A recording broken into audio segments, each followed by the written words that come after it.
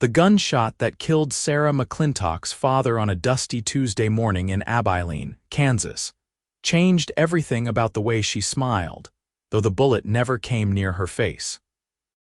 It was May of 1876, and Sarah had just turned 21 years old 3 weeks before the robbery at her father's general store went wrong. She had been in the back room, sorting through a shipment of fabric bolts from St. Louis, when she heard her father's voice rise in alarm, followed by the crack of gunfire that would echo in her nightmares for months to come. By the time she ran to the front, her father lay bleeding on the wooden floorboards while 2 masked men fled into the street with barely $30 from the cash box. He died before the doctor could arrive, his hand going cold in hers as she knelt beside him, unable to do anything but whisper prayers she was not sure she believed. The funeral was well attended. Thomas McClintock had been a fair merchant and a kind man, known for extending credit to families down on their luck and always having peppermint sticks for the children who came into his store. Sarah stood beside the grave in her black dress, accepting condolences from neighbors and strangers alike, and she did not smile once. Not because grief had stolen her ability to do so, though that would have been reason enough, but because something had shifted inside her during those terrible moments watching her father die. Every time she felt the urge to smile in the days that followed, even the smallest upturn of her lips, she became acutely, painfully aware of how her teeth sat crooked in her mouth, the front 2 overlapping slightly, the left canine twisted just enough to catch her lips sometimes when she spoke. Her mother had died when Sarah was only 7, taken by fever one harsh winter, and her father had raised her alone. He had never had money for things like fixing crooked teeth, not when there was food to buy and a business to keep running. Sarah had never much cared about it before. She smiled when something was funny, when she was happy, when greeting customers in the store. It was simply part of her face, like her brown eyes or the freckles across her nose. But now, standing alone in the world at 21, suddenly responsible for a general store she did not know how to run and facing a future that looked as barren as the Kansas plains in drought, she found herself unable to meet her own reflection without feeling a deep, burning shame. The shame made no logical sense, and she knew that even as it consumed her. Her crooked teeth had nothing to do with her father's death, nothing to do with the 2 men who had killed him, nothing to do with the overwhelming responsibility now resting on her shoulders. Yet every time someone spoke to her with sympathy in their eyes, every time a customer came into the store and she had to conduct business, she found herself covering her mouth with her hand, turning her face away, pressing her lips together so firmly they went pale. The smile that had once come easily now felt like exposing something twisted and wrong, something that marked her as inadequate for the life she now had to face alone. Mrs. Henderson from the boarding house tried to help in those first weeks. She brought casseroles and sat with Sarah in the small apartment above the general store where she had lived her whole life. She talked about practical matters, about keeping the business running, about the accounts her father had maintained. Sarah listened and nodded and spoke when necessary, but she never smiled, and eventually Mrs. Henderson stopped trying to coax one from her. The store struggled.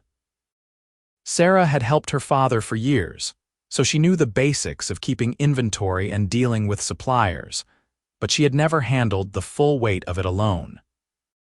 Drummers and salesmen who came through treated her differently than they had treated her father, some dismissive, others overly familiar in ways that made her uncomfortable.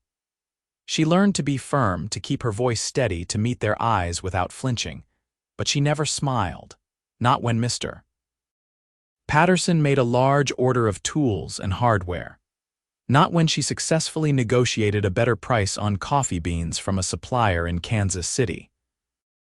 Not when the children came in for penny candy, though sometimes she wanted to, almost felt her lips start to curve upward before she remembered and stopped herself. Summer settled over Abilene with its customary heat, turning the main street to dust that coated everything and everyone. The cattle drives had slowed since the railroad moved west, but the town still saw its share of cowboys passing through, drovers looking for work, gamblers and drifters and men trying to outrun their pasts. Sarah watched them from behind the counter of her store, these sunburned men in worn hats and dusty boots, and she felt nothing but a vague wariness. They were customers, nothing more, and she treated them with the same careful politeness she showed everyone, taking their money, providing their goods, and maintaining a distance that kept her safe. It was early August when Cole Thornton first walked into McClintock's general store, though Sarah did not know his name yet, and had no reason to think he would become anything more than another face in the endless stream of strangers passing through her life. He was tall, which was the first thing she noticed, standing well over 6 feet with the kind of broad shoulders that came from years of hard work. His hat was dusty brown, sweat-stained around the band, and when he took it off upon entering the store, she saw dark hair that needed cutting and eyes that were an unexpected shade of blue-gray, like storm clouds building on the horizon. He looked to be somewhere near 30, his face weathered by sun and wind, a scar cutting a pale line through his left eyebrow. He wore a gun on his hip, but so did most men. This was Kansas in 1876, and going unarmed was more unusual than carrying a weapon. "Afternoon, ma'am," he said, his voice a low rumble with a Texas drawl softening the edges of his words. "I am hoping you might have some coffee, beans, and whatever bacon you can spare. Been on the trail a while and my supplies are running low." Sarah nodded, keeping her face carefully neutral. "I have all of those things. How much bacon do you need?" "Couple pounds ought to do it," he said, moving closer to the counter. "And maybe some ammunition if you stock it, .44 caliber." She turned to gather the items, grateful for the excuse to look away from his direct gaze. There was something about the way he looked at her that made her nervous, though she could not pinpoint exactly what. He was not leering like some men did, was not looking at her with that calculating assessment she had come to recognize and hate. He was just looking at her like she was a person, which should not have been unsettling but somehow was. "Passing through or staying?" she asked as she set a burlap sack of coffee beans on the counter, more to fill the silence than because she cared about the answer. "Depends on whether there is any work to be had," he replied, leaning against the counter with an easy casualness. "Been working cattle drives mostly, but I am getting a bit old for eating dust behind a herd for months at a time. Thought I might look for something more settled." Sarah wrapped the bacon in brown paper, her movements efficient from years of practice. "There is some ranch work around here, I suppose. The Lazy K spread east of town is usually hiring, and there are always jobs at the stockyards." "Much obliged for the information," he said, and when she glanced up, he was smiling at her, a warm expression that crinkled the corners of his eyes. She looked away immediately, focusing on measuring out the beans, her face carefully blank. She could feel heat rising in her cheeks and hated herself for it. This man was a stranger, a customer, nothing more. There was no reason for her heart to be beating faster, no reason for her hands to feel unsteady. "That will be $3.40, she said once everything was packaged, still not quite meeting his eyes. He counted out the money and passed it across the counter, their fingers not quite touching. "Thank you kindly, miss." He paused, clearly waiting for her to supply her name. "McClintock," she said shortly. "The store is named for my father." "Cole Thornton," he offered in return. "Pleased to make your acquaintance, Miss McClintock." Sarah just nodded, already turning away to put the money in the cash box. She heard him gather his purchases, heard his footsteps on the wooden floor, heard the door open and then close again as he left. Only then did she release the breath she had been holding, pressing her palms flat against the counter and willing her heartbeat to slow. It meant nothing. He was just another cowboy, just another stranger. He would find work or he would not, and either way, he would eventually move on like they all did. There was no reason to think about the way his voice had sounded, or the unexpected kindness in his eyes, or the fact that his smile had made something in her chest ache with a loneliness she usually managed to ignore. But despite her best intentions, she did think about it. That night, lying in her narrow bed in the apartment above the store, listening to the sounds of Abilene settling into darkness, she found herself wondering where Cole Thornton had gone, whether he had found a room for the night, whether he would actually look for work or just ride on come morning. She pressed her fingers to her lips, feeling the shape of her crooked teeth through the flesh, and felt that familiar wash of shame. Even if he did stay, even if by some unlikely chance he ever looked at her with anything more than polite customer courtesy, why would a man like that be interested in someone like her? She was plain and awkward, with a face that did not inspire poetry and a smile she was too ashamed to share.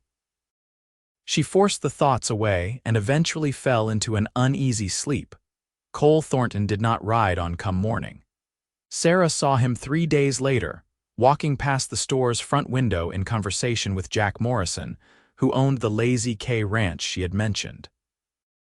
They seemed to be in deep discussion, and she felt an unwelcome flutter of hope that she immediately tried to suppress.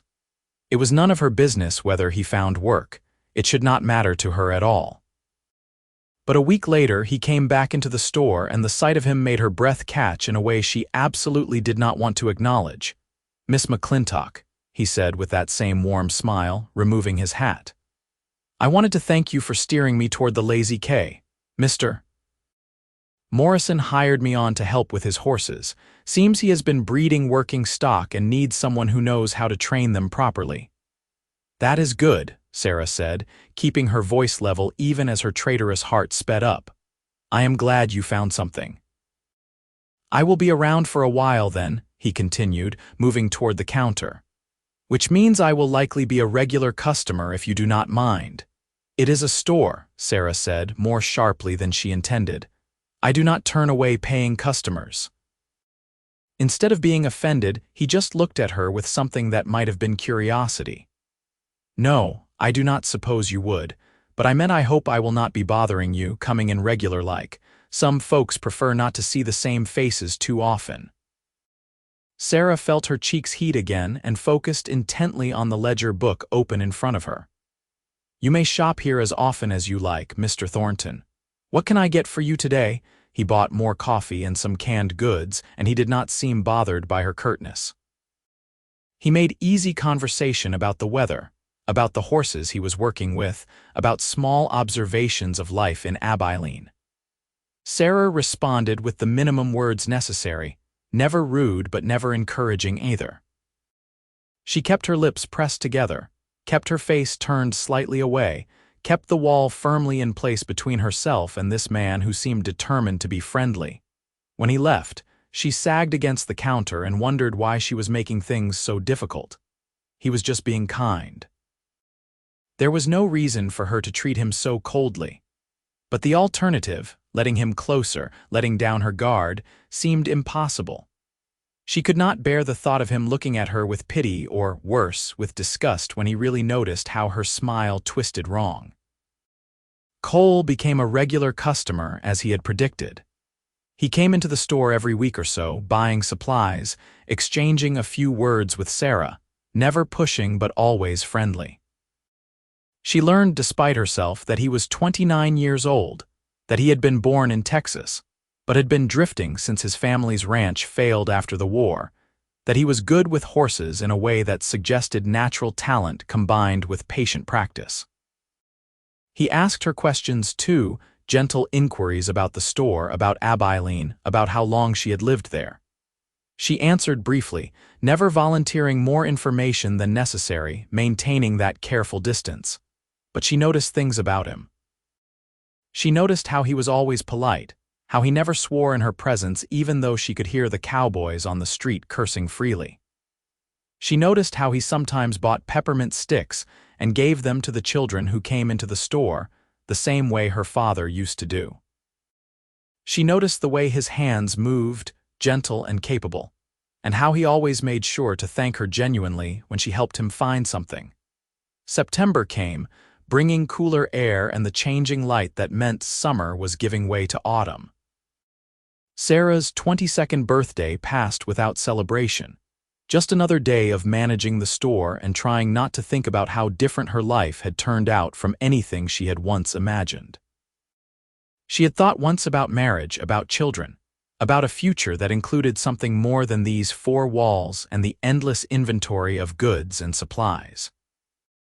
But that was before her father died, before the shame settled into her bones, before she understood how thoroughly alone she really was.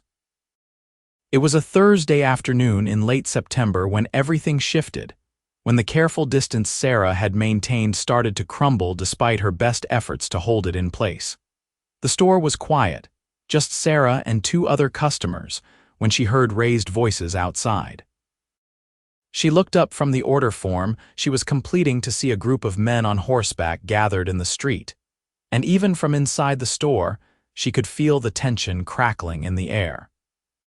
The two customers, ranch hands from one of the nearby spreads, exchanged glances and quickly finished their purchases, clearly wanting to be elsewhere. Sarah watched them go with growing unease. She recognized one of the mounted men as Frank Holloway, a rancher from south of town with a reputation for a vicious temper and a tendency to solve disputes with violence. She had no idea what the argument was about, but she could see the way the men's hands hovered near their guns, could see the stiff, aggressive postures that meant trouble. Then she saw Cole, standing in the street facing the mounted men, and her heart lurched into her throat. She moved to the window without thinking, pressing close to the glass to hear better. Cole's voice carried clearly, calm but firm. "I am telling you what Mr. Morrison told me to tell you. Those 3 horses you sold him were too old and too lame for the price you charged.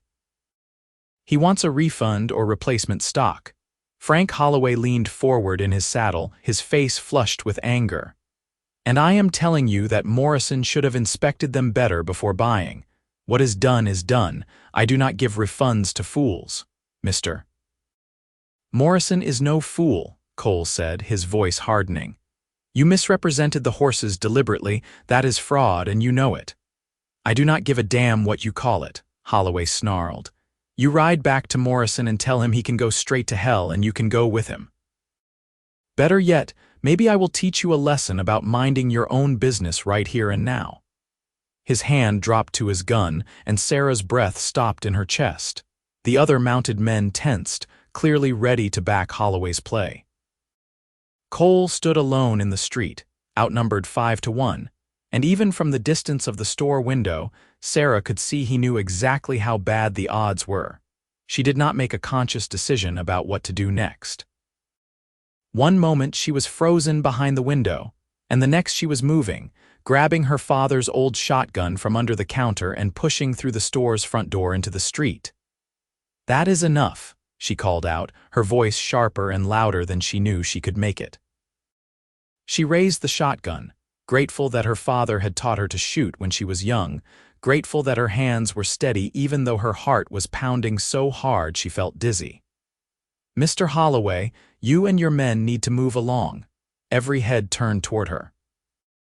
She saw surprise flash across Cole's face, saw Holloway's expression darken further with rage, saw the other men shift uncertainly in their saddles.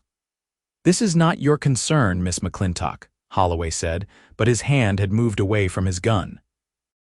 Whatever he was willing to do to a lone cowboy, apparently he had limits when it came to threatening a woman in broad daylight in the middle of town. "You are disturbing the peace in front of my store," Sarah said, keeping the shotgun level. Her father had loaded it with buckshot, and at this range she would not need to be a perfect shot to do serious damage. "That makes it my concern. Now move along before I fetch the sheriff." For a long moment, Holloway just stared at her, his jaw working with fury. Then he spat in the dust, jerked his horse's head around, and kicked it into motion. His men followed, and within moments, the street was empty again except for Sarah and Cole. Sarah lowered the shotgun slowly, suddenly aware that her legs were shaking. The rush of fear and fury that had propelled her into the street was draining away, leaving her feeling hollow and strange. "Miss McClintock," Cole said, moving toward her quickly. "Are you all right?" she nodded, not trusting her voice. Now that it was over, the reality of what she had done was sinking in. She had just threatened 5 armed men with a shotgun. She could have been killed. Cole could have been killed. The whole situation could have exploded into violence that would have left bodies in the street. "Here, let me take that," Cole said gently, carefully taking the shotgun from her hands. "You are shaking." "I am fine," Sarah managed to say, but her voice came out thin and unsteady. "You are not fine, and that is understandable after what just happened," Cole said. His hand touched her elbow, steadying her. "Come on, let us get you back inside." He guided her back into the store, and Sarah let him, too shaken to protest. He set the shotgun carefully behind the counter, then pulled out the stool she used when business was slow and practically pushed her down onto it. "Put your head down if you feel faint," he instructed, crouching beside her so they were at eye level. "Breathe slowly. You just did something incredibly brave and incredibly foolish, and your body is catching up with that fact." Sarah tried to focus on breathing, on steadying herself. The shaking was getting worse instead of better, her whole body trembling with reaction. "Why did you do that?" Cole asked, his voice soft with wonder. "You could have been shot." "So could you," Sarah whispered. "They were going to kill you." "Maybe," Cole acknowledged. "Though I like to think I would have found a way out of it, but that was my problem to handle, Miss McClintock. You should not have put yourself at risk for me." Sarah shook her head, still staring at her trembling hands. "I could not just stand there and watch. I could not." Her voice broke, and to her horror, she felt tears burning in her eyes. She pressed her hands to her face, trying to hold them back. But the fear and the adrenaline and the overwhelming emotions of the past few minutes were too much. A sob escaped her throat, then another, and suddenly she was crying in earnest, weeping like she had not allowed herself to do since her father's funeral. She felt Cole's hand on her shoulder, warm and solid, and then he was pulling her forward, and she found herself leaning against him, her face pressed against his chest while she cried. He did not say anything, just held her steady with one hand on her back, letting her sob until the storm passed. When she finally got control of herself again, Sarah pulled back, mortified. "I am sorry," she choked out. "I do not know what." "Do not apologize," Cole said firmly. "You have nothing to be sorry for. You just saved my life, Miss McClintock. If anyone should be apologizing, it is me for putting you in a position where you felt you had to do that." Sarah wiped at her face with her hands, knowing her eyes must be red and swollen. "You did not put me anywhere. I chose to do it. And I am grateful," Cole said. "More grateful than I know how to express. That was one of the bravest things I have ever seen anyone do." Sarah finally looked up at him properly, and the expression on his face made her breath catch. He was looking at her with such genuine admiration, such warmth, that for a moment she forgot to be self-conscious. For a moment she just felt seen in a way she had not felt since her father died. Then she remembered herself, remembered the tears on her face and her swollen eyes and the crooked teeth she was always so conscious of, and she turned away quickly, pressing her lips together. "You should probably go," she said, her voice coming out steadier than she felt. "Mr. Morrison will be wondering what happened." "I should check that you are truly all right first," Cole countered. "That was a significant shock you just had." "I am fine," Sarah insisted, standing up from the stool even though her legs still felt unsteady. "Thank you for your concern, but I need to get back to work." Cole studied her for a long moment, and Sarah kept her face turned away, kept her expression carefully neutral. Finally, he nodded slowly. "All right, but Miss McClintock, thank you, truly. You did not have to do what you did, and I will not forget it." He collected his hat from where it had fallen during the confrontation and left, and Sarah sank back down onto the stool, her whole body feeling like it was made of water. She sat there for a long time, trying to make sense of everything that had happened, trying to understand why she had acted so impulsively, so recklessly, for a man who was essentially a stranger to her. But he did not feel like a stranger, and that was the problem. Somehow, over the past weeks of brief interactions and careful conversations, Cole Thornton had become someone who mattered to her, someone whose potential death in the street had been unthinkable enough to send her running into danger without hesitation. That realization terrified her almost as much as the confrontation with Holloway had. Over the next few days, Sarah tried to return to normal, to fall back into the familiar patterns of running the store and keeping to herself. But everything felt different now. She caught herself watching the street, looking for a tall figure in a dusty hat. She found herself thinking about Cole at odd moments, remembering the warmth of his hand on her back, the steadiness of his presence when she was falling apart. Cole came back to the store 5 days after the incident. Sarah was helping Mrs. Patterson select fabric when she saw him enter, and her heart immediately started beating faster. She forced herself to focus on Mrs. Patterson to finish the transaction properly, but she was acutely aware of Cole waiting patiently near the door, looking at a display of tools with apparent interest. When Mrs. Patterson finally left, packages tucked under her arm, Sarah had no more excuses to avoid him. She moved behind the counter, using it as a barrier between them, and made herself meet his eyes. "Mr. Thornton," she said, pleased that her voice sounded normal. "What can I help you with today?" "I wanted to check on you," he said directly, moving toward the counter. "Make sure you have not had any trouble from Holloway or his men after what happened." Sarah shook her head. "No trouble. I have not seen any of them since that day." "Good," Cole said, visibly relieved.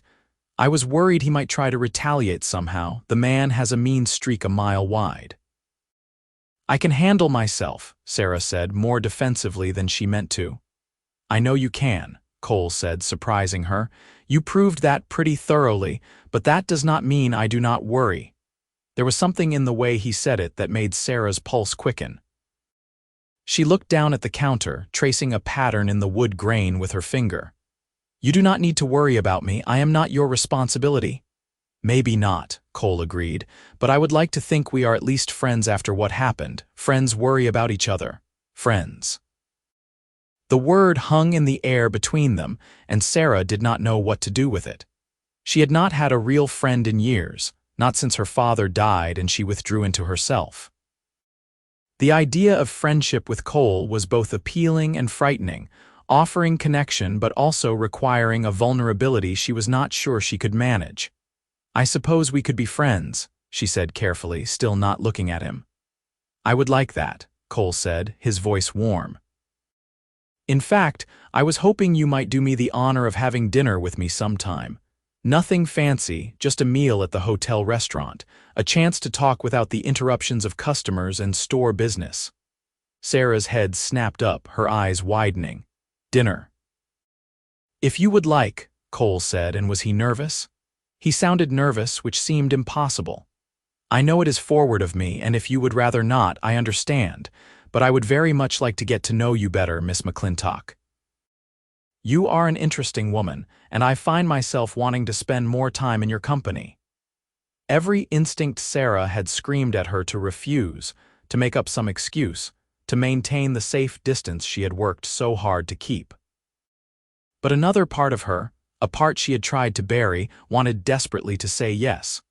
Wanted to have dinner with this man who looked at her with such genuine interest. Wanted to know what it felt like to be treated like someone worth knowing, worth spending time with. "I do not know," she said, her voice barely above a whisper. "I do not think that would be a good idea." Cole's face fell slightly, but he nodded. "I understand. I did not mean to make you uncomfortable. Please forget I asked." He turned to go, and Sarah felt panic rise in her chest. He was leaving. He was going to walk out that door, and he would probably never ask again, and she would be alone again, safe behind her walls, but completely, utterly alone. "Wait," she heard herself say. "I did not say no, I just said I did not know." Cole turned back, hope lighting his face. "Then take your time deciding. There is no rush. The invitation stands whenever you are ready, if you ever are." Sarah took a breath, feeling like she was standing on the edge of a cliff. "Thursday evening," she said, the words coming out in a rush before she could change her mind. "If the offer still stands." "It absolutely stands," Cole said, his smile breaking across his face like sunrise. Thursday evening I will call for you at 6 if that suits. Sarah nodded, not trusting herself to speak. What had she just agreed to? What was she thinking? But Cole looked so genuinely happy that she could not quite regret it, even as fear twisted in her stomach. He left soon after, and Sarah spent the rest of the day alternating between anticipation and dread. She had agreed to have dinner with Cole Thornton. A real dinner, just the two of them, like a courtship. The thought made her feel dizzy. That night she stood in front of her small mirror, really looking at her reflection for the first time in weeks. She was not beautiful. She knew that without vanity or false modesty. Her face was ordinary, her brown hair nothing special, her figure too thin from months of grief-suppressed appetite. And when she forced herself to smile at her reflection, just to see it, there they were, her crooked teeth, overlapping and twisted, marking her as flawed. Why had she agreed to this? Cole would look at her across the dinner table, really look at her, and he would see what she saw. He would see that she was not worth his interest, not worth his time. The evening would be awkward and uncomfortable, and afterward he would make polite excuses and stop coming to the store so often, and she would have lost even the small pleasure of his occasional visits. But it was too late to back out now. She had given her word, and Sarah McClintock was her father's daughter, which meant her word meant something. Thursday came too quickly and not quickly enough. Sarah closed the store at 5, giving herself an hour to prepare. She washed her face and hands, brushed her hair until it shone, and put on her best dress, a deep green calico that her father had given her for her 20th birthday. It was 2 years old now, not quite fashionable anymore, but it was the nicest thing she owned. She pinned her hair up carefully, letting a few soft curls frame her face. When she looked at her reflection, she looked respectable, if not pretty. It would have to do. Cole arrived precisely at 6, knocking on the door that led to her apartment stairs. Sarah descended carefully, her heart hammering against her ribs. When she opened the door, the expression on his face made her breath catch. "Miss McClintock," he said softly, "you look beautiful." Sarah felt heat flood her face. "I look presentable," she corrected, keeping her lips pressed together. "There is a difference." "I disagree," Cole said simply, "but I will not argue with you on your own doorstep." "Are you ready?" Sarah nodded, accepting the arm he offered and letting him escort her onto the street. Abilene was settling into evening, the sky turning gold and pink in the west, the air cooling pleasantly after the heat of the day. The hotel restaurant was only a few blocks away, and they walked in comfortable silence. Sarah was acutely aware of the looks they were getting from people on the street, aware that by tomorrow morning, everyone in town would know that Sarah McClintock had been seen having dinner with that new cowboy working at the Lazy K. Small-town gossip was relentless and thorough. But Cole seemed oblivious to the attention, or perhaps just unconcerned with it, and his calm helped settle her nerves somewhat. The restaurant was modest but clean, with checkered tablecloths and oil lamps that cast a warm glow. Cole held her chair for her, a gesture of courtesy that made Sarah feel strange and formal. When was the last time anyone had held a chair for her? When was the last time she had done anything that required such niceties? They ordered roast chicken and potatoes, and once the waiter had departed, an awkward silence fell. Sarah stared at the tablecloth, searching for something to say, acutely aware of Cole sitting across from her. "I have to confess something," Cole said, breaking the silence. "I am not very good at this." Sarah looked up, startled. "At what?" "At courting," he admitted, a rueful smile on his face. "I have spent most of my adult life on cattle trails and horse ranches, working from dawn until dark. I have not had much occasion to have dinner with pretty women and make intelligent conversation." "I am not pretty," Sarah said automatically, then wanted to kick herself. That was exactly the wrong thing to say. Cole's eyebrows drew together. "Why would you say that?" Sarah felt her face heating again. "Because it is true, I am plain at best and I have no illusions otherwise." "Then your mirror must be broken," Cole said bluntly. "Because from where I am sitting, you are one of the prettiest women I have ever seen." Sarah shook her head, pressing her lips together firmly. He was just being kind, or perhaps he needed spectacles. There was no point in arguing about it, no point in drawing attention to all the ways she fell short. "Tell me about working with horses," she said, desperate to change the subject. "You said Mr. Morrison is breeding working stock." Cole allowed the subject change, though something thoughtful had entered his expression, like he had just figured something out but was keeping it to himself.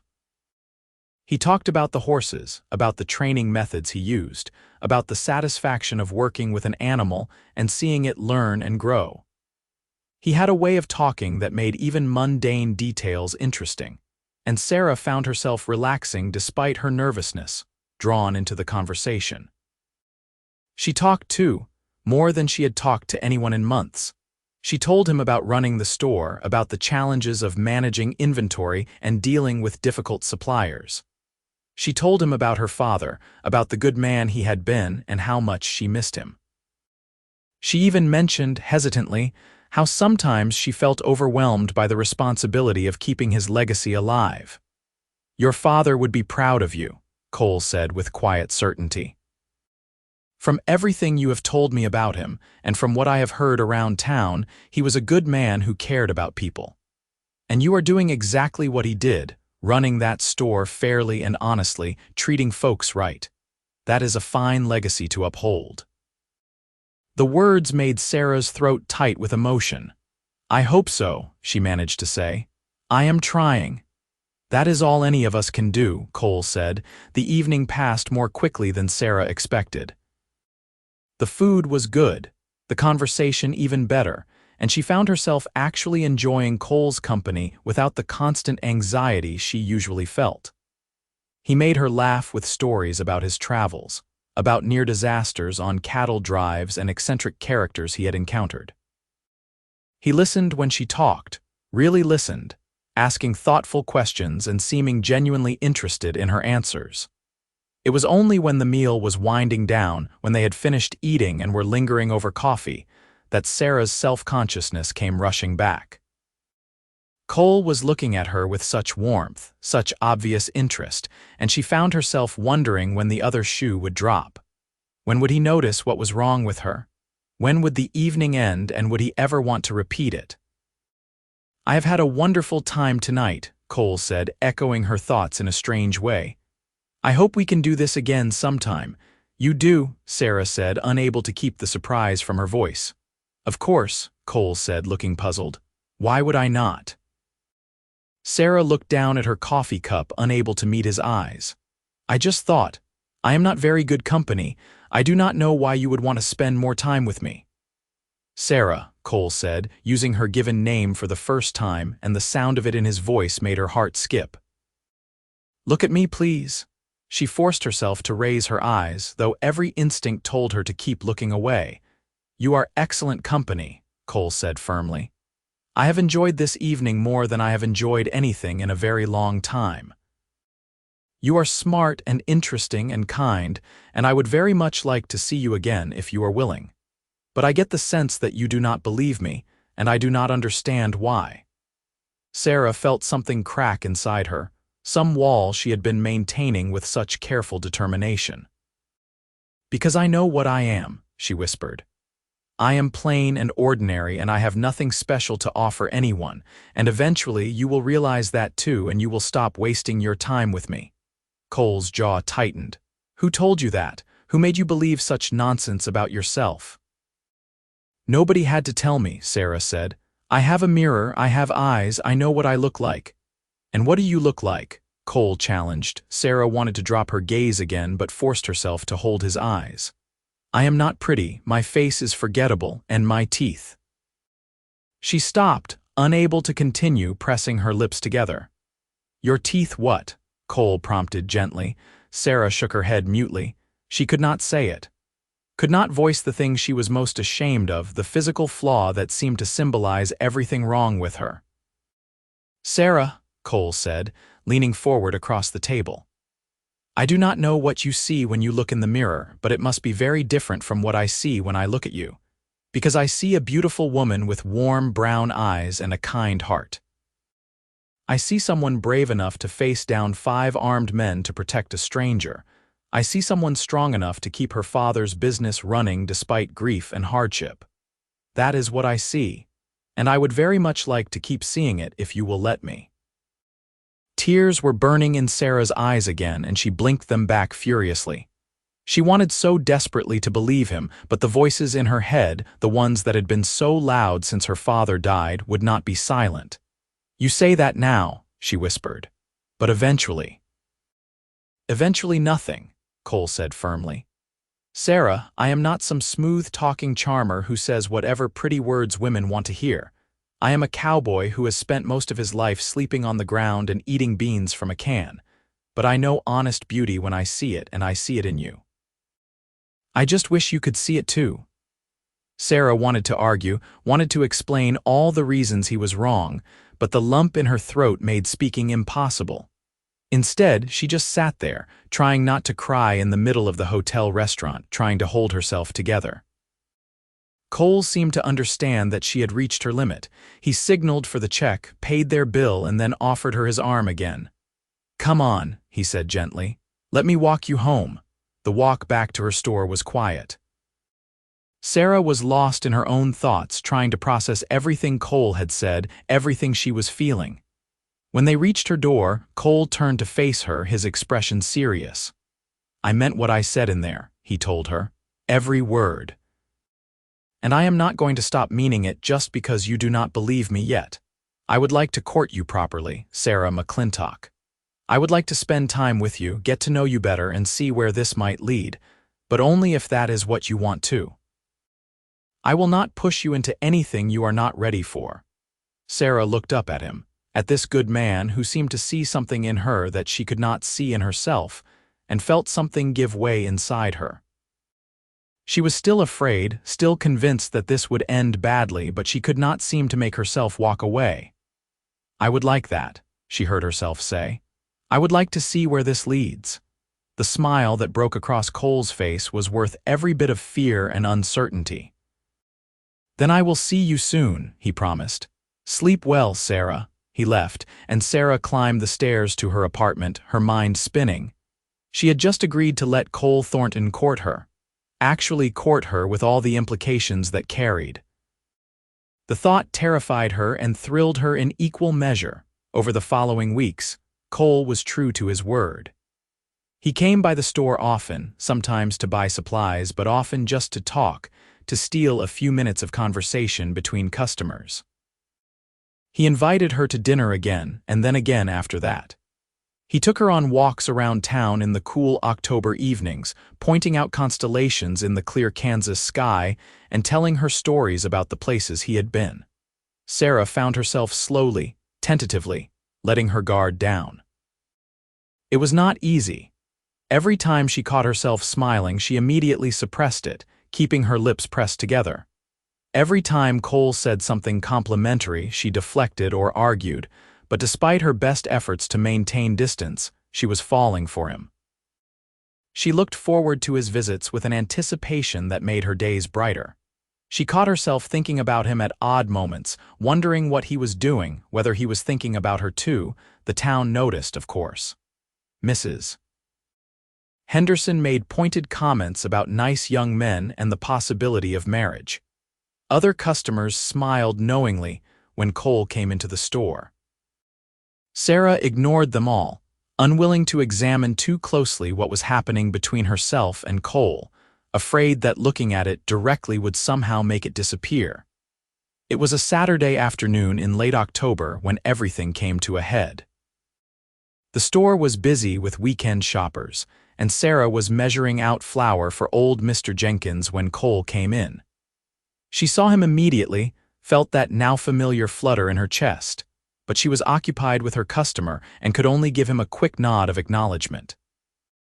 Cole waited patiently, browsing the store, and Sarah tried to focus on Mr. Jenkins even though she was acutely aware of Cole's presence.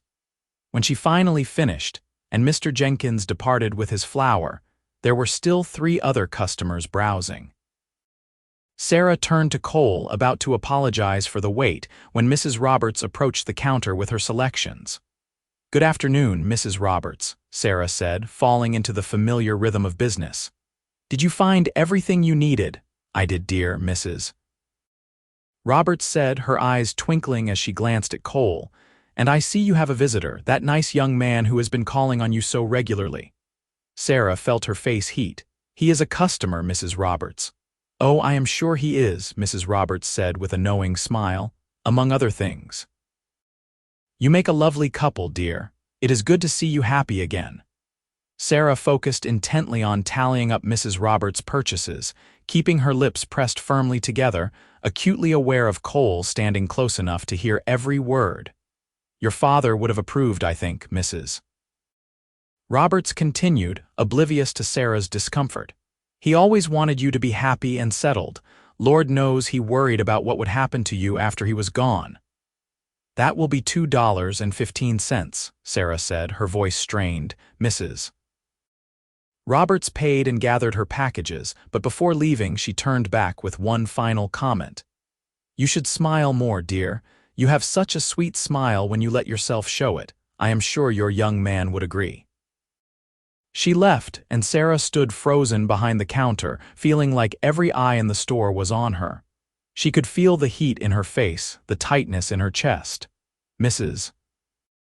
Roberts meant well, she knew that, but the comment about her smile felt like a spotlight pointed directly at her deepest insecurity.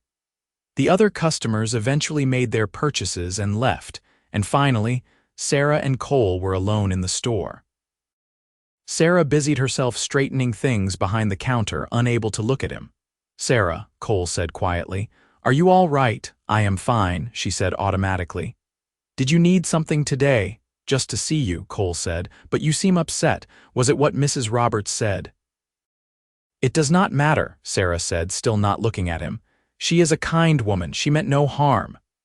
But something she said bothered you, Cole persisted gently. Was it the comment about your smile? Sarah's hands stilled on the can she was needlessly rearranging. Please leave it alone. I cannot leave it alone, Cole said, moving around the counter to stand beside her. Sarah, you have been hiding your smile from me for weeks now. Every time I see you start to smile, you stop yourself, press your lips together like you are trying to keep something terrible from escaping. I do not understand why. It is nothing, Sarah insisted, finally looking at him. It is just my face, it is how I am. But it was not always, Cole said, his voice thoughtful. Mrs. Roberts mentioned you having a sweet smile, which suggests you used to smile more freely. Something changed. Was it your father's death? Sarah felt tears threatening and turned away quickly. I do not want to talk about this. Why not? Cole asked, frustration edging into his voice. Sarah, we have been spending time together for over a month now. I thought we were growing closer. But every time we approach anything real, anything that matters, you pull away. You hide from me. I do not know how to court someone who will not let me see her. Maybe you should not be courting me then, Sarah said, the words coming out harsher than she intended. Maybe this was a mistake from the beginning. She heard Cole's sharp intake of breath, felt him step back. Is that what you really think? Sarah pressed her hands flat on the counter, staring down at them. I think you have wasted enough time on someone who has nothing to offer you. I think you should find someone better, someone who is not so broken. Broken? Cole's voice was sharp now. Sarah, what are you talking about? And suddenly, all the walls Sarah had built so carefully came crashing down. She was tired of hiding, tired of pretending, tired of carrying this shame that made no sense but felt so overwhelmingly real. I have crooked teeth, she said, the words tumbling out in a rush. They are twisted and wrong, and when I smile it looks terrible. I know it does. My father never had money to fix them, and now they are just part of me, this permanent flaw that everyone can see. And after he died, I just could not bear people looking at me with pity, seeing this broken thing smiling like she had any right to be happy. So I stopped. I stopped smiling because at least if people cannot see it, they cannot judge me for it. The words hung in the air between them, and Sarah kept her eyes fixed on the counter, unable to look at Cole, unable to bear seeing his reaction. There was a long silence, and she waited for him to make an excuse and leave, to finally understand what she had been trying to tell him all along, that she was not worth his time. "Look at me," Cole said finally, his voice strange and tight. Sarah shook her head mutely. "Sarah, please." "Look at me." Something in his voice made her obey, made her raise her eyes to his face despite her fear. What she saw there was not pity, not disgust, but something that looked almost like anger. "Do you really think," Cole said slowly, carefully, "that I would care about something like crooked teeth? Do you really think that is what matters when I look at you?" Sarah just stared at him, unable to speak. "I am going to tell you something," Cole continued, "and I need you to really hear me. Your smile, Sarah McClintock, is the sweetest thing I have ever seen. I caught a glimpse of it that first day I came into this store, just a hint before you hid it away, and I have been trying to see it again ever since. Not because I think it is perfect or conventional or any other meaningless word. Because it is yours, because it lights up your whole face, because it is beautiful in a way that has nothing to do with straight teeth or any other arbitrary standard." Sarah felt tears spilling over, running down her cheeks. "You do not understand." "Then help me understand," Cole said, reaching out to gently cup her face in his hands, his thumbs brushing away her tears. "Help me understand why you think this thing you are so ashamed of matters even a little bit to how I feel about you." "Because it is wrong," Sarah whispered. "Because it is broken." "It is not wrong and you are not broken," Cole said fiercely. "You are a woman who has survived loss and hardship and come out the other side still kind, still brave, still good. Do you think I care about the precise alignment of your teeth when I have watched you face down armed men to protect someone else? When I have seen you work yourself to exhaustion to keep your father's dream alive? When I have talked with you and laughed with you and fallen completely, hopelessly in love with you?" Sarah's breath caught. "What? I love you," Cole said, the words simple and direct. "I have been in love with you for weeks now, maybe from that first day when you looked at me with those wary eyes and I knew I had found something special. And your smile, the real one that you keep hiding, is just one more beautiful thing about you. Not in spite of your crooked teeth, Sarah. Including them, because they are part of you and every part of you is precious to me." "I do not know how to believe that," Sarah said, her voice breaking. "Then let me show you," Cole said. "Smile for me, Sarah, really smile, let me see what you have been hiding." Sarah shook her head, panic rising in her chest. "I cannot." "Yes, you can," Cole said gently. "You are the bravest person I know, you can do this." "Cole, please," he said simply. "Trust me enough to let me see you, all of you." Sarah looked into his eyes at the love and encouragement there and felt something shift inside her. He had said he loved her. This good, kind man had said he loved her, crooked teeth and all. Maybe, just maybe, he meant it. Slowly, hesitantly, Sarah let herself smile. A real smile, not the pressed lips version she had been giving everyone for months, but an actual smile that showed her teeth, showed the overlapping front ones and the twisted canine. Every instinct screamed at her to stop, to hide, but she forced herself to hold it, to let Cole see what she had been so determined to keep hidden.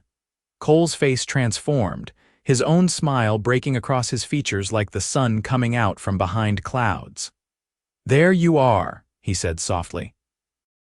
"There is the woman I fell in love with." "It is crooked," Sarah said, still smiling despite herself, despite her fear. "It is perfect," Cole corrected. "It is uniquely yours, and it is the most beautiful smile I have ever seen. Do you believe me?" Sarah wanted to say no, wanted to retreat back into her familiar shame, but looking at Cole's face, at the genuine joy and love there, she found she could not. "I am trying to," she admitted. "That is enough," Cole said. "That is a start, we will work on the rest." He leaned forward slowly, giving her time to pull away, and then he was kissing her, gentle and sweet. And Sarah felt something inside her bloom, something that had been withered and dry for too long. When they finally pulled apart, she was still smiling, and Cole was looking at her like she was the most precious thing in the world. "That smile," he said, shaking his head in wonder. "Sarah, you have to know how special it is. The way it crinkles your eyes, the way your whole face just glows. It is the sweetest thing, truly. Sarah felt tears threatening again, but this time they were different, not tears of shame, but of overwhelming emotion. You really mean that? I really do, Cole confirmed. I have never been more serious about anything in my life. They stood there behind the counter of McClintock's general store, holding each other, and Sarah felt something she had not felt since before her father died. Hope. Hope that maybe she was not as broken as she thought. Hope that maybe she deserved love and happiness. Hope that maybe Cole Thornton was exactly what she had needed, even though she had not known she needed anything. I think I love you too, she said quietly, testing the words, finding they felt right. I have been so afraid to admit it, even to myself, but I do. I love you, Cole. Best words I have ever heard, Cole said, kissing her again. After that day, things changed. Not dramatically, not all at once, but gradually and steadily. Sarah began to smile more, still self-conscious sometimes, but less so with each passing day. Every time she caught herself pressing her lips together, she thought about Cole's words, about how he thought her smile was sweet, about how he loved her exactly as she was. It did not magically erase years of insecurity, but it helped. It gave her something to hold onto when the doubt crept in. Cole continued courting her properly, taking her to church socials and town events, walking with her in the evenings, having dinner with her at least once a week. He was patient with her lingering fears, understanding when she had bad days, celebrating her good ones. He made her laugh more than she had laughed in years, and slowly, Sarah began to feel like herself again, or perhaps like a new version of herself, one that had been forged in grief but was learning to find joy again. November brought cold winds and the first frost. December came with snow that turned Abilene into a winter landscape of white. Sarah kept the store running, and Cole kept working at the Lazy K, and their courtship deepened into something solid and enduring. It was Christmas Eve when Cole proposed. They were in Sarah's small apartment above the store, having a quiet dinner together. Cole had brought a small tree and helped her decorate it with strings of popcorn and paper ornaments, and the whole space felt warm and festive in a way it had not felt since her father died. They had finished eating and were sitting close together on the small sofa, watching the lamplight flicker and listening to the wind outside, when Cole suddenly shifted, moving to kneel on the floor in front of her. "Sarah," he said, his voice serious. "I have been thinking about this for a while now, trying to find the right words, the right moment. But I have come to realize there is no perfect time for this, no speech that will adequately express how I feel. So I am just going to say it plain." He reached into his pocket and pulled out a simple gold band, holding it up between them. "I love you more than I knew it was possible to love someone. You have made me happier these past months than I have been in my entire life. I want to spend the rest of my days making you smile that beautiful smile, making you laugh, making you happy. Will you marry me, Sarah McClintock? Will you let me be your husband, your partner, your family?" Sarah felt tears streaming down her face, but she was smiling too, that full, genuine smile that she was still learning to share freely. "Yes," she said, her voice choked with emotion. "Yes, Cole, I will marry you." Cole slipped the ring onto her finger, and then he was pulling her into his arms, kissing her with a passion that made her breathless. When they finally pulled apart, both of them were laughing and crying at the same time. "We are getting married," Sarah said wonderingly, looking at the ring on her finger. "We are," Cole confirmed, grinning. "You are going to be Mrs. Cole Thornton." The name sounded strange and wonderful to Sarah's ears. For months, she had thought of herself as alone as the last McClintock, as someone who would spend her life running her father's store and sleeping in the small apartment above it. Now, suddenly, she had a future that included someone else, a partnership, a family of her own. They were married on a cold January morning in 1877, in the small church at the center of Abilene. Sarah wore a simple cream-colored dress that Mrs. Henderson had helped her sew, and Cole wore his best suit, looking handsome and nervous and impossibly dear. The ceremony was small, attended by the friends Sarah had made in town and the men Cole worked with at the Lazy K. When the minister pronounced them husband and wife and Cole kissed her in front of everyone, Sarah smiled so broadly that her crooked teeth were fully visible, and she did not care even a little bit. She was married to the man she loved, the man who thought her smile was the sweetest thing he had ever seen, and that was all that mattered. They moved into the apartment above the store together, combining their lives in the small space. Cole continued working at the Lazy K, at least for a while, but he also began helping Sarah with the store during his free time. He had a way with customers that complemented her more reserved nature, and together, they made a good team. The business began to thrive in ways it had not since her father's death, not because they changed anything fundamental, but simply because Sarah was no longer carrying the weight of it alone. Spring came, then summer, the seasons turning as they always did. Sarah discovered she was pregnant in July, and the news filled both of them with joy and a little bit of terror. They were going to be parents. They were going to bring a child into the world, raise it together, build a family. Cole quit his job at the Lazy K and began working in the store full-time.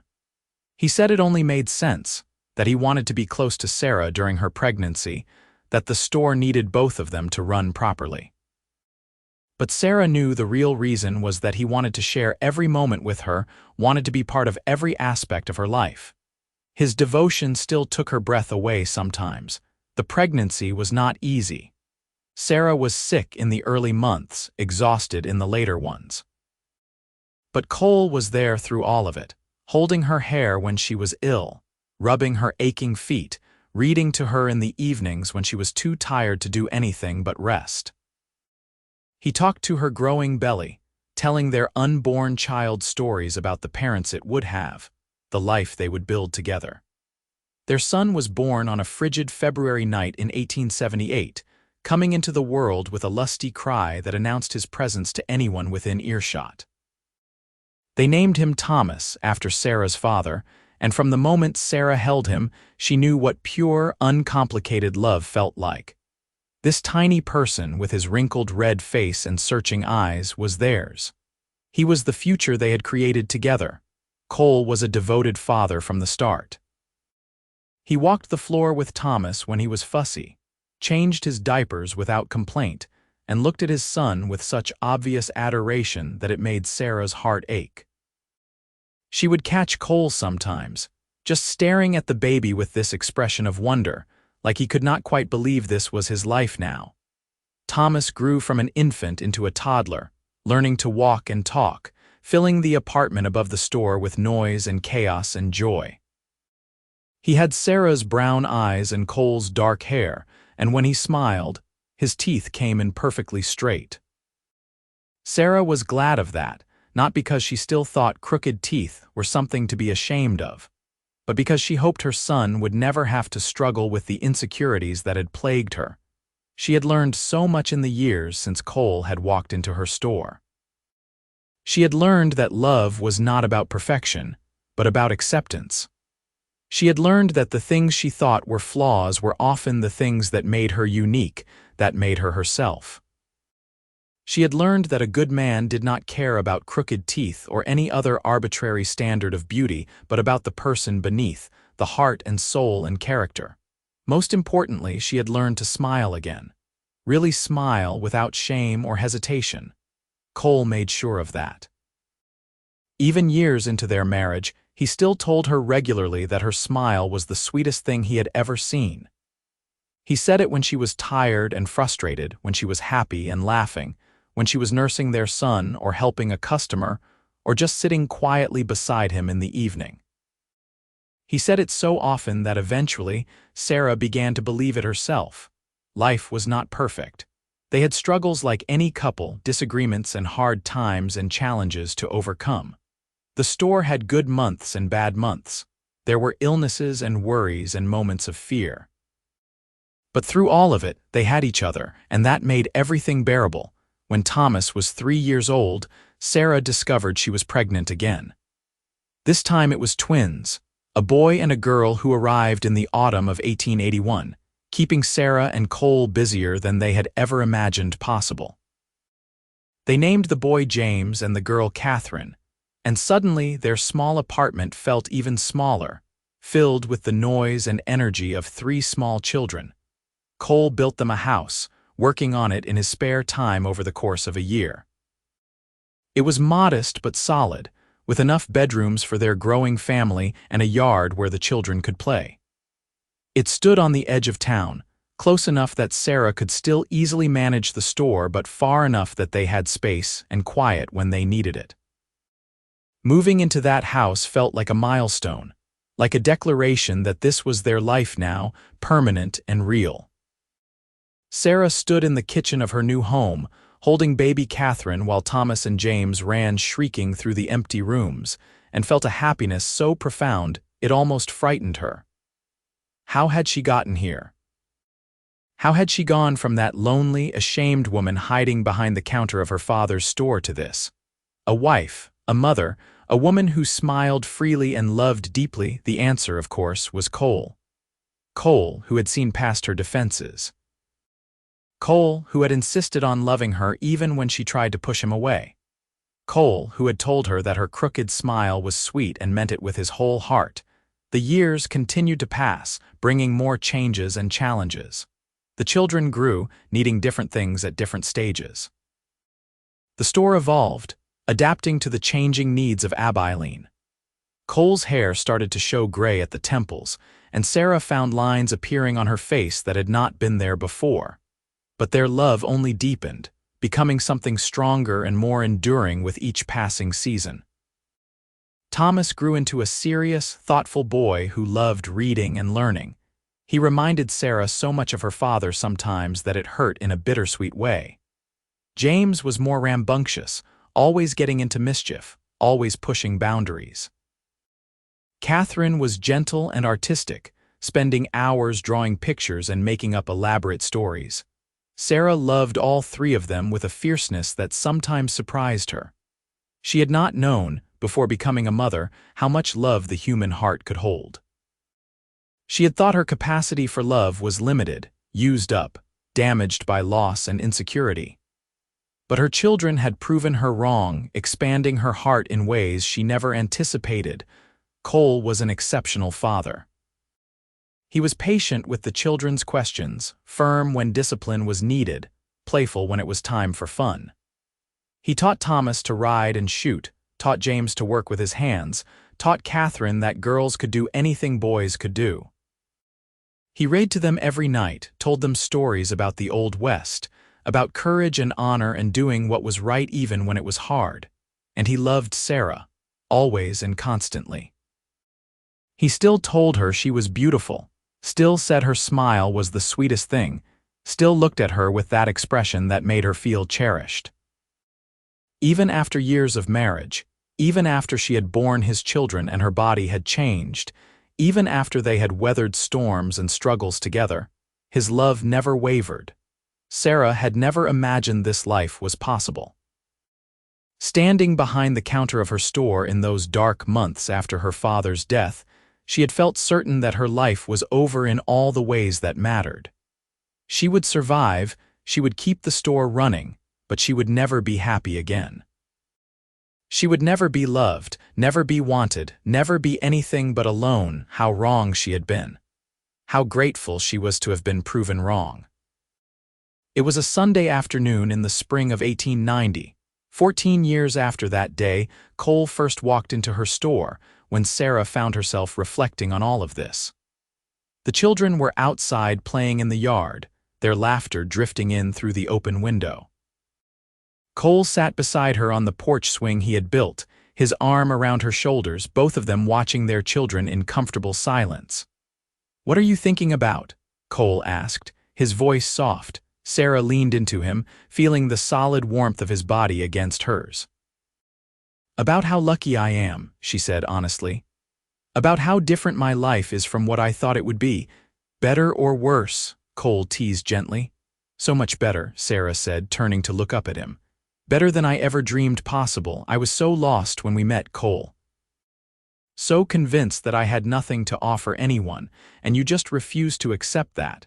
You kept insisting I was worth loving until I finally started to believe it myself." Cole pressed a kiss to her forehead. "You were always worth loving, Sarah.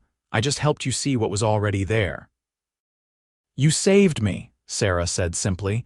"In every way that matters, you saved my life." "We saved each other," Cole corrected. "I was drifting before I met you, just moving from place to place without any real purpose. You gave me a home, a family, a reason to stay in one place and build something lasting. I am as grateful for you as you are for me."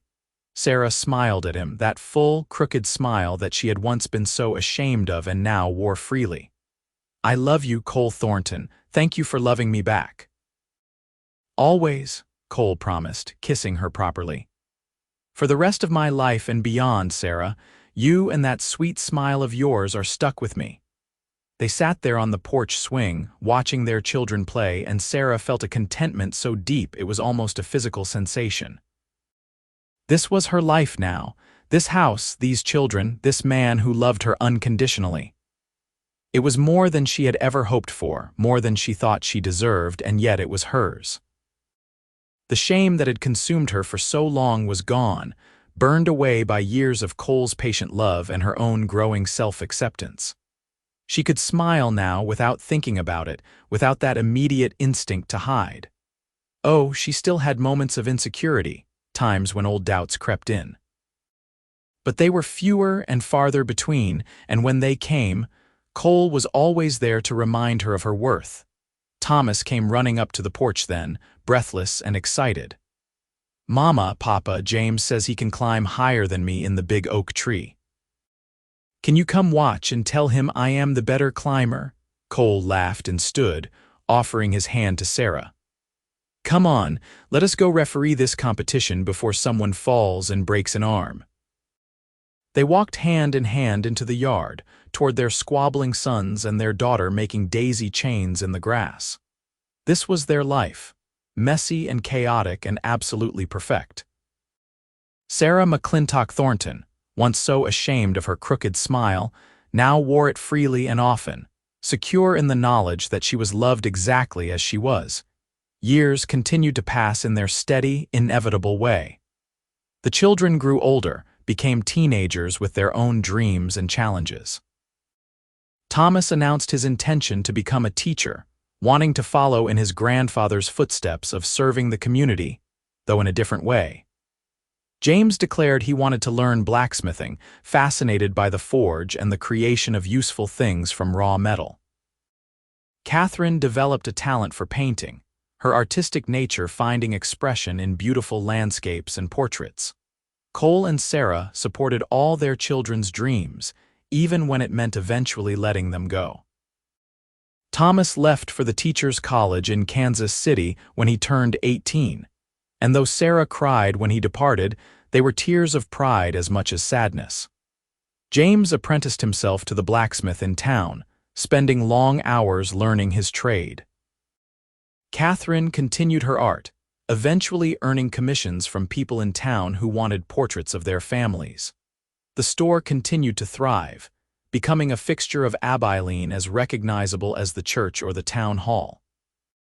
People came not just for the goods they needed, but for the friendly service, for the fair prices, for the sense that Cole and Sarah Thornton were people who cared about their community. The store that Thomas McClintock had built and Sarah had saved was now a legacy they would pass on to their own children someday. Cole's hair turned fully gray, then white. Sarah found her own hair silvering at the temples, her face gaining the lines and softness of middle age. They were not the young people who had fallen in love in 1876 anymore. But in all the ways that truly mattered, they were the same, devoted to each other, committed to their family, grateful for the life they had built together. It was Thomas, who eventually took over running the store when he finished his schooling and returned to Abilene with his teaching degree. He taught at the town school during the day and helped manage the store in the evenings and on weekends, proving himself just as capable and fair-minded as his grandfather had been. James set up his own blacksmith shop, and his business flourished. Catherine married a kind rancher and moved to a spread outside of town, but she visited often, bringing her own children to see their grandparents. Yes, grandparents. Sarah and Cole were grandparents now, a fact that delighted and amazed them both. There were 4 grandchildren currently, with more likely to come, and Cole doted on them shamelessly, spoiling them with peppermint sticks from the store and stories about the old days. Sarah loved watching Cole with their grandchildren. He was just as patient and loving with them as he had been with their own children, and seeing him with a toddler on his knee telling some outrageous tale about his cowboy days never failed to make her smile. That smile still came easily now, after all these years.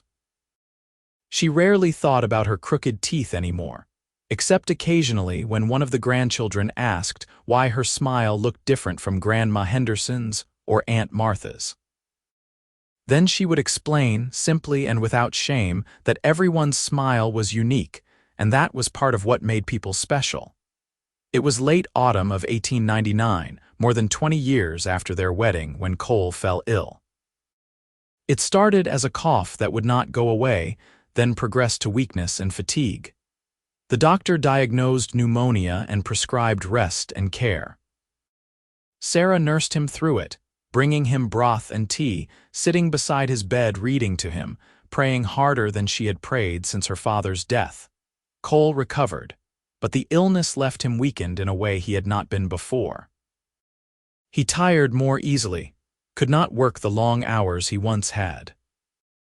They began talking about retiring fully, about letting Thomas take over the store completely, about spending their remaining years traveling a bit, visiting the children and grandchildren, enjoying the life they had built without the constant demands of work. "We have earned some rest," Cole said one evening as they sat together in their parlor, Sarah knitting and Cole reading. "I think it might be time to start taking things a bit easier." "You will never fully retire," Sarah said, smiling at him.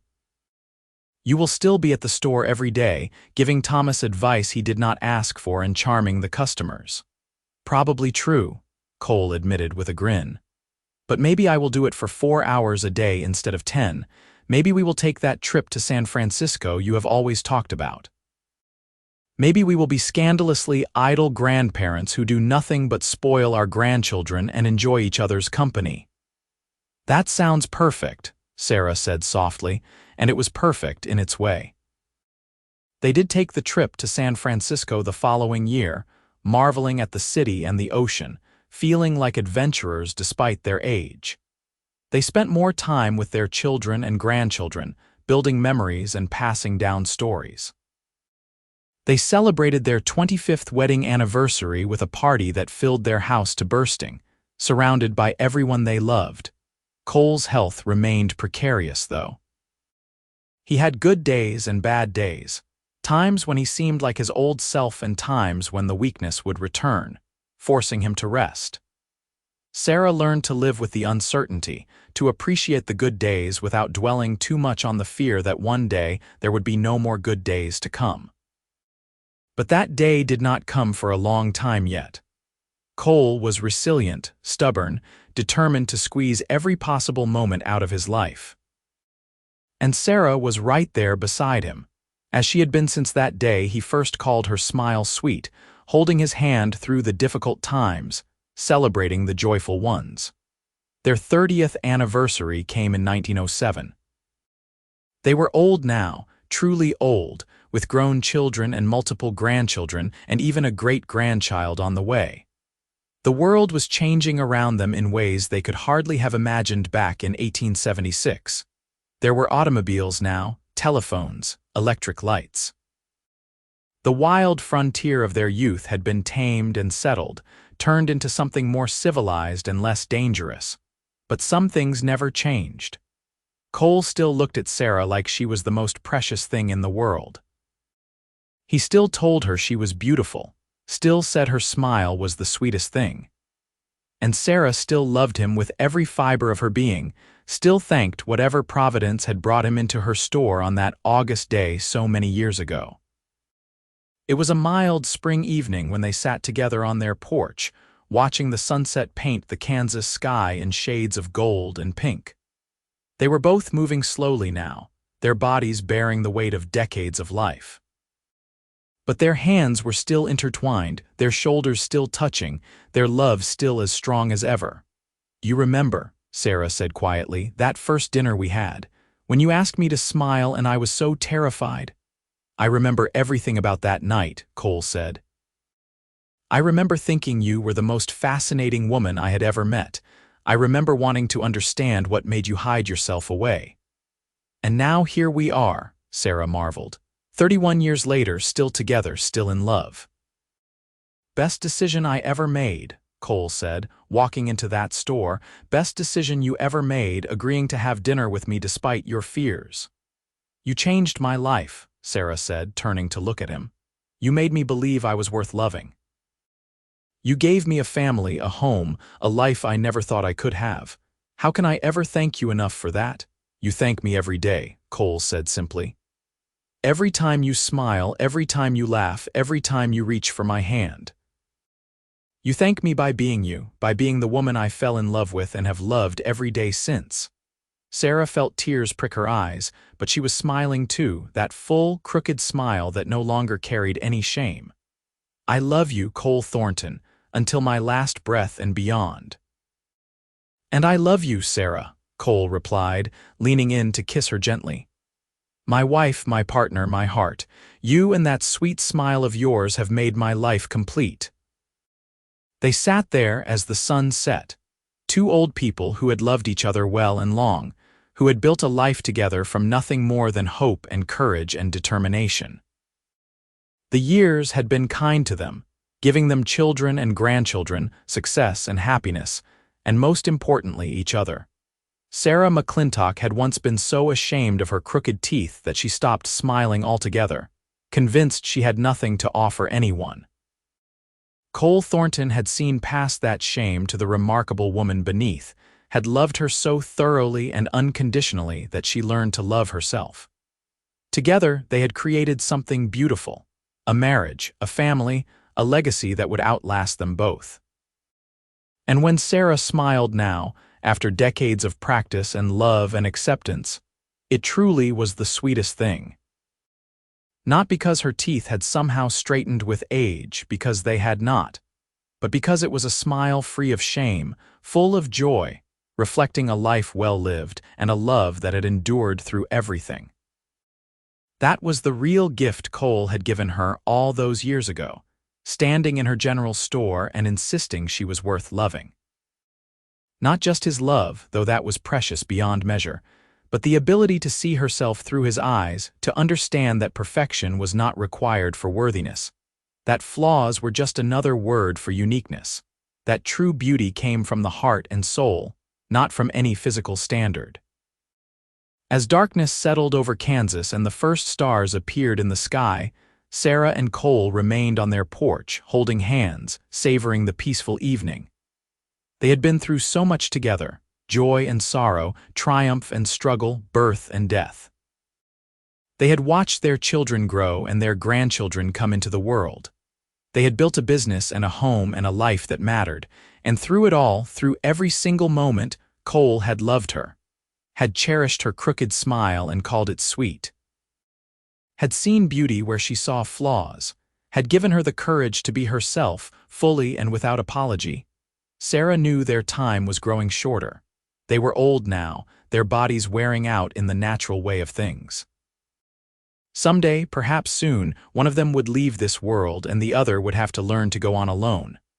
The thought was painful, but Sarah did not dwell on it.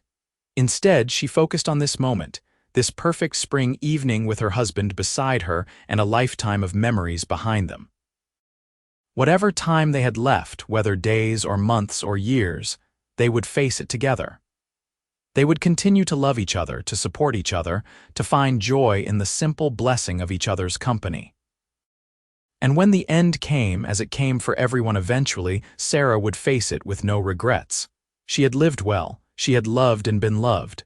She had learned to smile without shame. That was enough, more than enough. It was everything. Cole squeezed her hand gently, and Sarah squeezed back, a simple gesture that contained decades of love and understanding. They did not need words in this moment. They knew each other too well, had been together too long. The silence was comfortable, companionable, full of the kind of peace that only comes from a life lived in harmony with another person. The stars grew brighter as full darkness fell. Somewhere inside the house, a clock chimed the hour. Tomorrow would bring its own challenges and joys, as tomorrow always did. But for now, for this perfect moment, there was just this. Two people who loved each other, sitting side by side, grateful for every moment they had been given together. Sarah smiled into the darkness, that sweet, crooked smile that had once been her greatest shame and had become her greatest strength.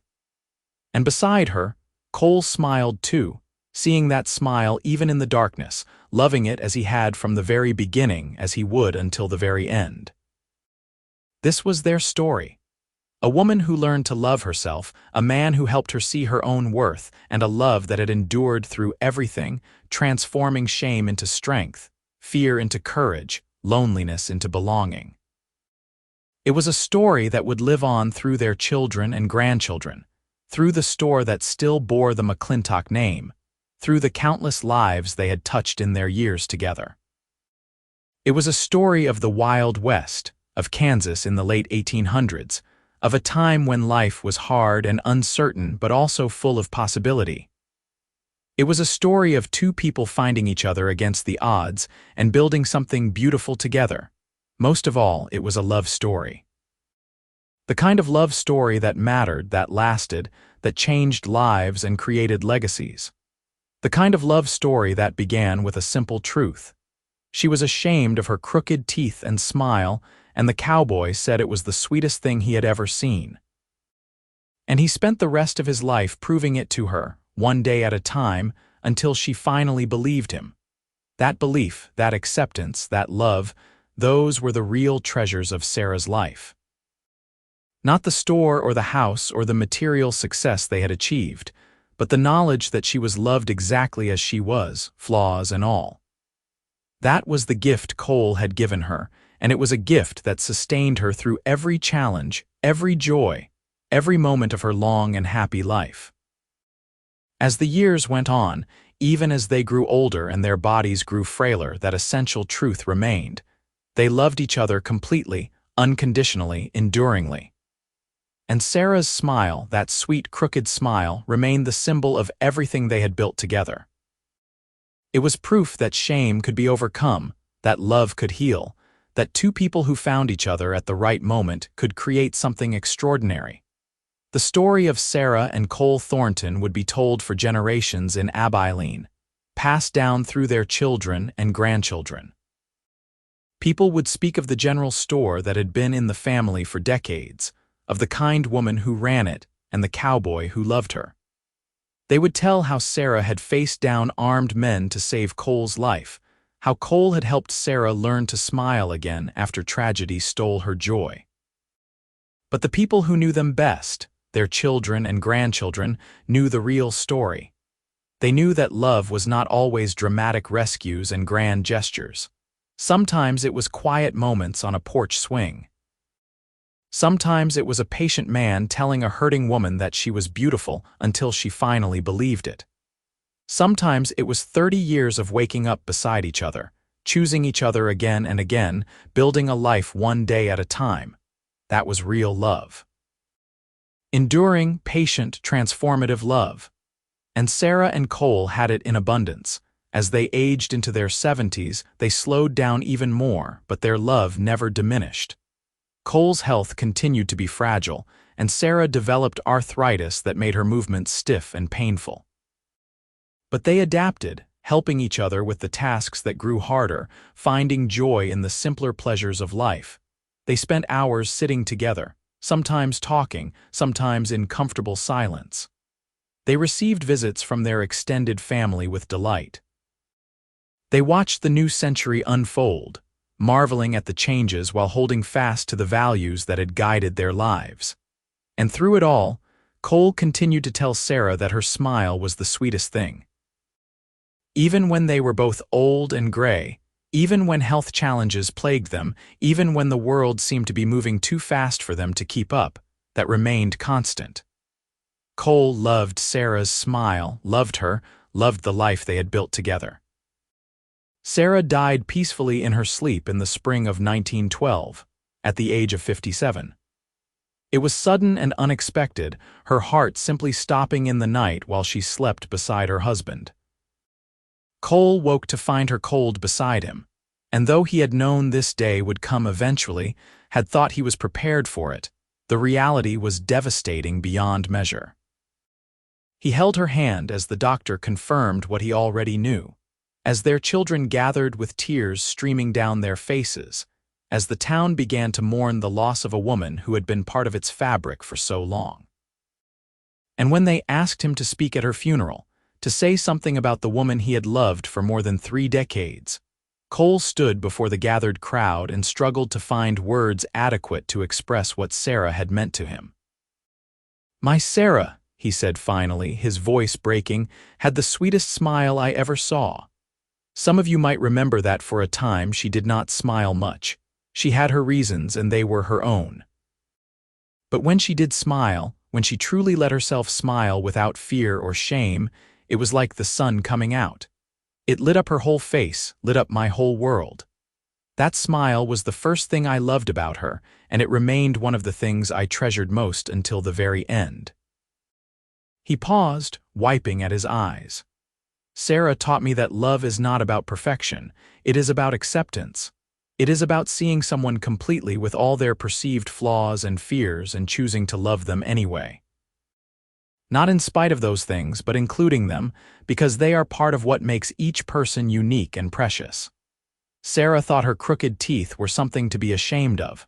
I thought they were part of what made her smile so sweet, so distinctively hers. It took me years to convince her of that, but I am grateful I had those years to try." He looked out at the faces before him, at his children and grandchildren, at the community Sarah had served so faithfully. "If you remember anything about my Sarah, remember this: she was brave, she was kind. She overcame shame and fear to build a life full of love and joy. And her smile, that beautiful, crooked, perfect smile, was the sweetest thing this old cowboy ever had the privilege of seeing." Cole lived for 2 more years after Sarah died, but they were hard years, empty in a way he had not felt since before he met her. He tried to stay engaged with life, with his children and grandchildren, with the community, but part of him had died with Sarah and everyone could see it. He died quietly in his sleep in January of 1914, at the age of 67. His children laid him to rest beside Sarah in the Abilene Cemetery, their graves marked with simple stones that bore their names and the dates of their lives. And beneath the dates on Sarah's stone, at Cole's request expressed before his death, were engraved the words, "She had the sweetest smile." Their story became legend in Abilene, passed down through generations as an example of what true love looked like. The general store continued to operate under the McClintock name, eventually handed down to Thomas and then to his children after him. The house Cole built still stood on the edge of town, lived in by their descendants, filled with the echoes of their love. And somewhere, in whatever came after this life, Sarah and Cole were together again. She was smiling that sweet, crooked smile, and he was looking at her with all the love and devotion he had shown her in life. They had found each other once in a dusty Kansas town in 1876, 2 people who needed each other without knowing it, and they had built something beautiful together. Death had separated them for a time, but in the end, love endured beyond even that final separation. Their love story, born in the Wild West during a time of change and possibility, had transformed 2 lives and touched countless others. It was a story of shame overcome, of courage found, of 2 people choosing each other every day for more than 30 years. It was a story of a woman who learned to love herself and a man who helped her see her own worth. Most of all, it was a story of a sweet, crooked smile and the cowboy who loved it, and that was everything.